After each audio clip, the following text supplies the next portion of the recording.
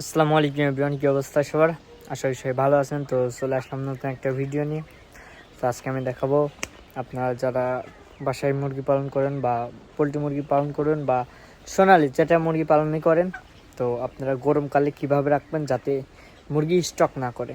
তো আপনারা কোন পদ্ধতি পালন করলে বা কী করলে কী কাজ করলে মুরগি স্টক হওয়ার সম্ভাবনা খুবই কমে যাবে এবং মুরগি সুস্থ থাকবে। তো সম্পূর্ণ ভিডিও দেখতে এখন জেনে যাবেন।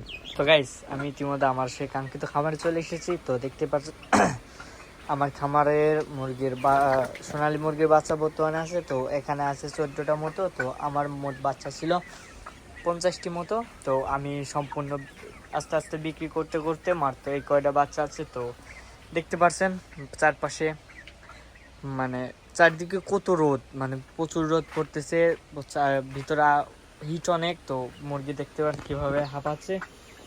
তো এই হাঁপানোর পরেও আমার মুরগি আল্লাহর রহমতে স্টক করে নেয়। তো কীভাবে কী কাজ করবেন, আমি কীভাবে কী কাজ করছি যাতে মুরগি স্টক না করে।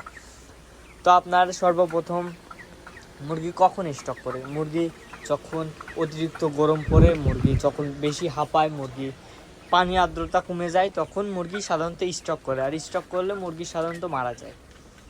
তো আপনারা কি করলে স্টক এই রোগটা বা স্টক করা থেকে আপনারা থামাতে পারেন, মুরগি সুস্থ রাখতে পারবেন। তো আপনার প্রথম অবস্থায় মুরগি কখন স্টক করে? মুরগি স্টক করে সাধারণত 20 দিনের পরে, অর্থাৎ যে স্বাভাবিক ওজন হওয়ার পরে মুরগি স্টক করে, মানে 1 কেজি অথবা 800-900 গ্রামে মুরগি স্টক করে। তো আপনারা কি কাজ করবেন? তো আপনারা প্রথম অবস্থায় যখন প্রচুর গরম পড়ে, অবশ্যই আপনারা উপরে একটা ফ্যান লাগাবেন। আপনারা যদি ফ্যান না দেন তাহলে মুরগি সন্দেহ স্টক করবে, কারণ যে গরম পড়তেছে এই গরমে ফ্যান না দিয়ে মুরগি টিকানো খুবই ক্রিটিক্যাল। তো আপনারা অবশ্যই খামারে ফ্যান আনবেন। তো ফ্যান নেওয়ার পর কী করবে? ফ্যান নিলেই আপনার মুরগি স্টক করবে না, এর কোনো মানে নাই। আপনার মুরগির প্রতিনিয়ত পর্যাপ্ত পরিমাণে পানি দিতে হবে। প্রতিনিয়ত পর্যাপ্ত পরিমাণে ঠান্ডা পানি দিবেন। যত মুরগি ঠান্ডা পানি দেবেন, মুরগি তত বেশি খাবে পানি, তত মুরগি স্টক হওয়ার হাত থেকে রক্ষা পাবে। তো আপনি সকালে পানি দিলেন, পানিটা সারাদিন রয়েছে, পানি তো ফুরায় নাই। তো আপনার ওই পানি আস্তে আস্তে দুর্গন্ধ হয়ে যায়, এবং দুর্গন্ধ হয়ে গেলে মুরগি সাধারণত ওই পানি খেতে চায় না। তো আপনারা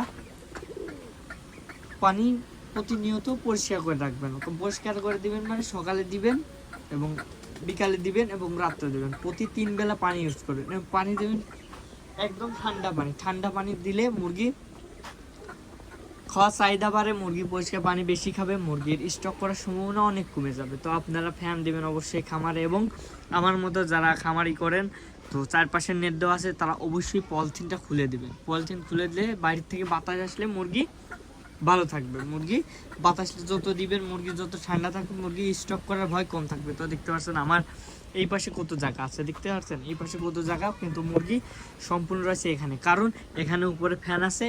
মুরগিগুলো বাতাস খাচ্ছে, বাতাস খেলে মুরগিগুলো সুস্থ থাকতেছে। তো দেখতে পাচ্ছেন আমার এভাবে কাজ করলে আপনার মুরগি আশা করি স্টক করবে না এবং সুস্থ থাকবে। দেখলেন তো কী কাজ করলে মুরগি স্টক হওয়ার থেকে আপনারা রক্ষা পাবেন এবং মুরগি সুস্থ সবল থাকবে। তো ভিডিওটা কেমন লাগছে অবশ্যই জানিয়ে দিবেন কমেন্টে। তো আজকের মতো এটুকু, সবাই ভালো থাকবেন, সুস্থ থাকবেন, আল্লাহ হাফেজ।